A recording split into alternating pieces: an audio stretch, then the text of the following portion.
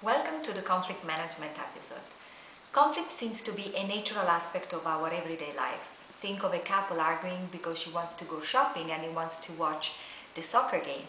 Or think of a teenager fighting with her mom because she wants to go to a party. Or a manager negotiating for his budget. And I'm sure there are few diverse examples running through your mind at the mention of these few incidences. Now, what do we mean exactly by conflict? Lots of definitions have been given about conflict. In general, we think that a conflict exists when two or more people oppose one another because their desires, goals, needs or values are different. So it is more than just a disagreement because people usually perceive there is a threat to their well-being, and that's why usually very strong emotions are also involved. In our video, we will try to better understand conflicts using some movies and analyzing some scenes through the structural model, meaning that we will mainly focus on the objective conditions that may influence an individual's behavior in a conflict situation. In particular, we will focus on the role played in a conflict situation by three elements: the system in place, the personal variables, and the incentive structure. We will use two popular US TV series, Friends and The Office, and one very admired movie which is based on Nelson Mandela's life and is called Invictus. Let's get started. Hi Sangini. Hey Gauri. Have you ever been in a situation where you knew conflict was about to happen and all you wanted to do was avoid it? And the way you chose to communicate, or rather miscommunicate, was intended at avoiding that conflict? I'm not sure what you mean exactly. Well, let me give you an example through my favorite TV show, Friends. Have you watched that episode where Chandler is trying to date Joanna, who happened to be Rachel's boss? Oh yes, I actually do remember that episode vaguely. Okay, let's watch this episode and refresh. You guys have any juice? Just pickle. Hey, Rach, funny story. I bumped into Joanna on the street yesterday. My boss, Joanna? Wow, that must have been awkward. Well, no, actually, she asked me if I wanted to get a drink. You, didn't say yes to that, did you? No. Hello, Rachel.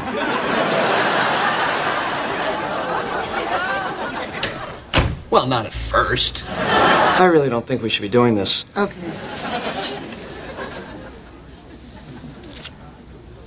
It just doesn't feel like we're breaking up. No, we are. I'm sad. Okay. Yes. Can you wait till tomorrow? All right. Unbelievable. Thanks. No, that was my boss. I have to go. Okay. What are you doing? I'm getting dressed. Why? When I walk outside naked, people throw garbage at me. Oh, wait. I want to show you something. What is it? Just a little gag gift somebody gave me. Put your hands together. You're not the boss of me. Yeah, you are. Saucy.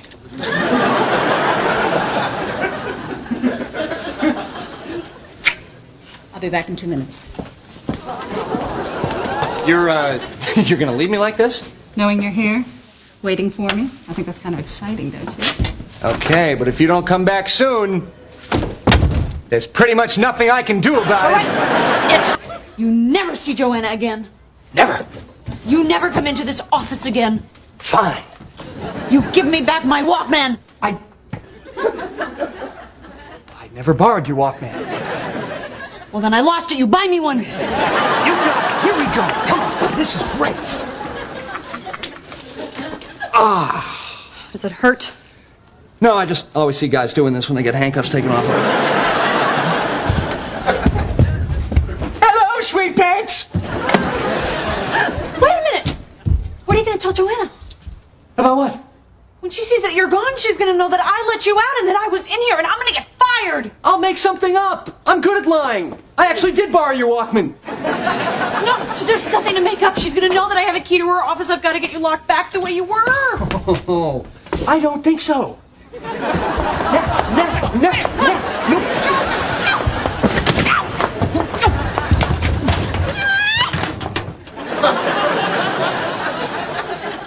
Well, this is much better. That's interesting. I kind of now see what you meant. So what you were hinting at is the inconsistency because, of Chandler's apparent intent to break up with Joanna and what he actually ended up communicating to her through his body language. It doesn't seem at all like he wants to break up. So, but why do you think he was avoiding conflict in the first place? Well, let me explain this to you through the dimensions of conflict handling intentions matrix. It's quite a Wow. mouthful, isn't it? Yes. Have you heard of it? No, but that sounds really fancy, so please tell me more. Sure. Well, the basic idea is that each one of us reacts differently to a conflict depending on how important the issue is for us. Now, if you were to relate this relationship between Joanna and Chandler to this matrix, Chandler, who seems to just be fooling around with Joanna, has very low stakes as compared to maybe Rachel, who could end up facing Joanna's wrath and lose her job. But at the same time, Chandler and Joanna have conflicting interests. He wants to break up and she doesn't. So low stakes and conflicting interests. Now that's the perfect situation when you really want to avoid conflict. That is exactly what Chandler does. And in the process of avoiding the conflict, he ends up miscommunicating to Joanna. Oh, I get it. That's pretty interesting. So I guess we could actually use the same model to relate and analyze the conflict between Rachel and Chandler when Rachel wants to does not want to actually lock Chandler back after unlocking him in the first place. Now Rachel in this case has very high stakes, right? Because if Joanna discovers that she was in her room and has actually freed Chandler, she would get really upset, might fire Rachel, and that would seriously dent her career. So, and at the same time, Chandler also wants to avoid conflict, which is what we discussed just a little while back. So they have a common interest there. Exactly. So like you, Rachel also identified the common interest quotient and used it to her advantage in an effective manner. She uses the right incentives to negotiate and strike a deal with Chandler, which results in collaboration. All of this arises out of their common interest, which is to avoid Joanna getting upset. Yes, you're right. So it reminds me of this really famous quote which perfectly encapsulates Rachel's role in this video clip that we just saw, that nothing in life needs to be feared, only understood. And I believe in the light of the discussion that we had, our observations and the video clip that we just saw, it can be summarized that the attitude and approach towards conflict confrontation and management is actually a function of the attached importance and maybe of the associated rewards and risks, right? And in cases such as the above, there is also an increasing incentive, in the cases actually where there is an increasing incentive to avoid conflict and adopt diverse tactics such as miscommunication, which is what Chandler did, there is the whole idea of leveraging on shared interests and maybe changing the incentive structure to manage motivation, and that I think is extremely efficient.